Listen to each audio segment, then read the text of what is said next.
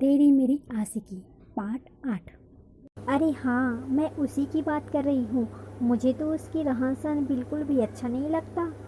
पता नहीं कैसी लड़की है। सुजाता मौसी कटुता भरी स्वर में बोली। दीदी, आप उसके बारे में गलत सोच रही हैं।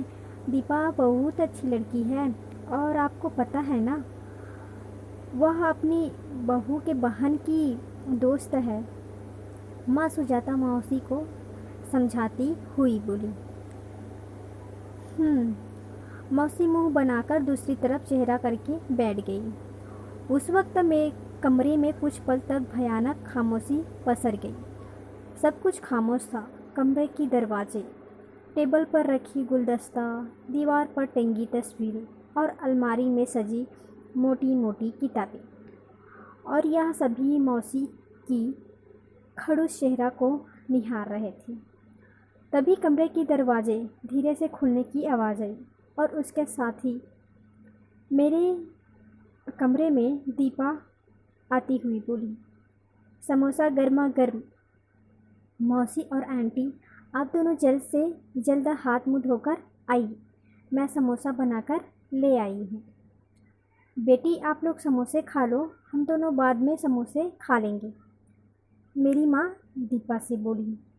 नहीं आंटी, हम सब एक साथ ही समोसे खाएंगे, और वैसे भी अगर आप लोग अभी नहीं खाएंगे तो समोसे ठंडे पड़ जाएगी, दीपा बोली। माँ कुछ बोलती इससे पहले ही कमरे में मैं और अदिति भाभी आ गए।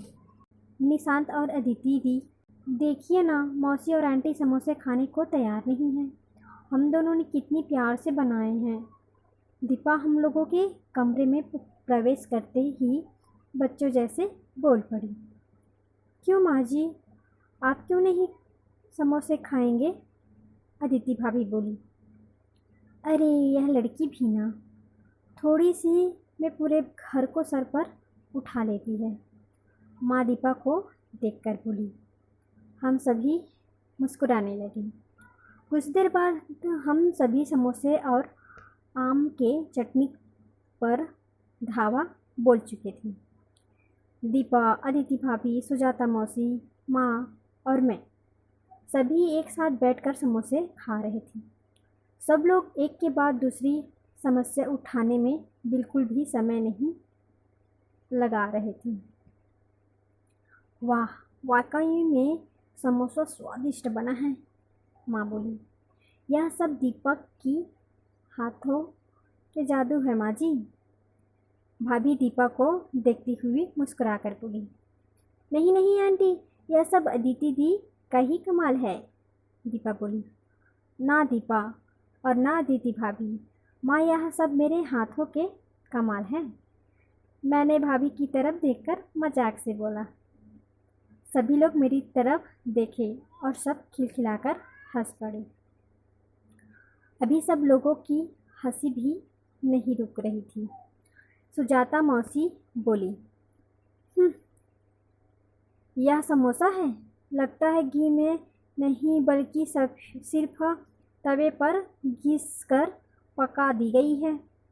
इससे अच्छी समोसा तो मेरी शिल्पा बनाती है, एकदम से कुरकुरे। सुजाता मौसी की यह कड़वाहट भरी शब्द पूरे कमरे में फैल गई और फिर से एक बार पूरा कमरा खामोश हो गया। दिल तो कई बार किया था कि मौसी को बोल दूं, मेरे घर में बार बार ये अपनी शिल्पा को मत लाया करो। वह किसी सम्राट की महारानी बिटिया नहीं है जिसका बार बार गुणगान करती फिरती हो, और वह थोड़े ना कोई जादू की छड़ी है जो हर काम में परफेक्ट हो। जब देखो जहाँ देखो शिल्पा शिल्पा करती रहती हूँ, मगर मैं आज तक मौसी को यह सब नहीं बोला। मैं उस वक्त कुछ बोलता उससे पहले ही भाभी चुपचाप उस कमरे से निकलकर किचन के तरफ चली गई, और साथ ही उसके पीछे पीछे दीपा भी चली गई। देखती हो बहना, तुम्हारी बहू गुस्से से, मैंने उसे अभी क्या बोली? कुछ तो नहीं बोली, सुजाता मौसी मेरी माँ को देखकर बोली। अरे वो मैं जानती हूँ विमला, तुम्हें अपनी बहू में कोई दिक्कत दिखाई नहीं देगी। अभी तुम नहीं बोलोगी। बहू गुस्से से बाहर नहीं गई थी। सुजाता मौसी मेरी माँ की बातों को बीच में ही टोकते हुए बोली। शाम के 7:15 बज चुके थे और दीपा अपने घर जाने के लिए दीदी से जिद कर रही थी। अदिति दी, मैं घर चली जाऊंगी ना, प्लीज़ जाने दीजिए घर। पर भैया इंतज़ार कर रहे होंगे, दीपा बोली। दीपा देखो, अंधेरा होने वाली है, इतनी शाम को जाना अच्छी बात नहीं है, सुबह चले जाना, अदिति भाभी बोली।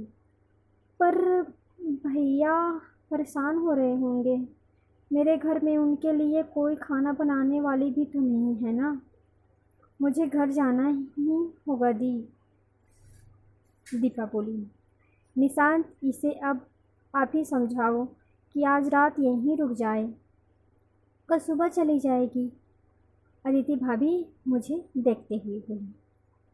दीपा प्लीज़ रुक जाओ, सब लोग रुकने बोल रहे हैं, सुबह यहीं से कॉलेज चले जाना, मैंने बोला।